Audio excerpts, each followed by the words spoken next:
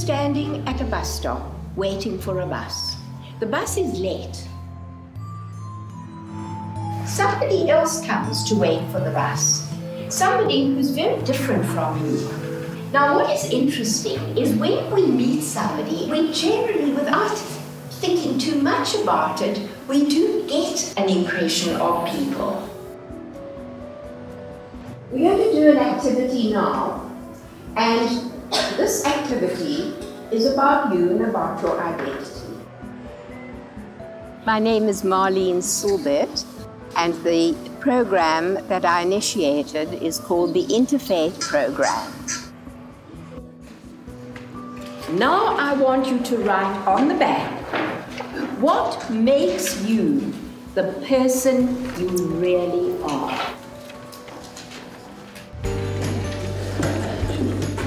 I would like you to look at the way other people have described themselves. And I want you to see whether there are any connections between what you've written about yourself and what other people have written about themselves.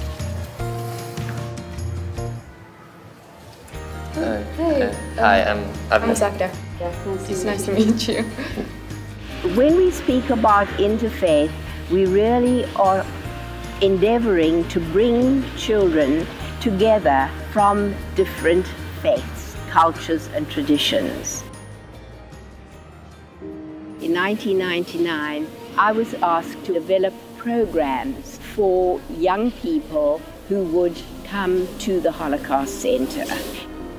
About 2 weeks before the camp was liberated, Deirdre Bonhoeffer was hanged. The Holocaust teaches us lessons that are not only important to Jews and Germans, they're important to everyone everywhere, particularly those of us who live in South Africa with our own history of racial discrimination. We invited 6 schools to become part of this program. I was very introverted, but then coming into the program, it's allowed me to be more comfortable with myself. I've been involved in the Interfaith program for about 2 years now, and it impacted me tremendously. I can safely say that I look at people differently now, and especially for who they are instead of what they are.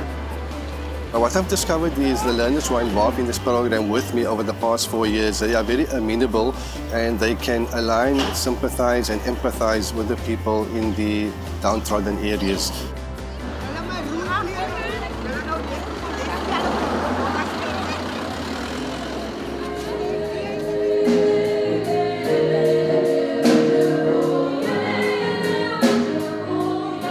The majority of children have not been to a place of worship other than their own.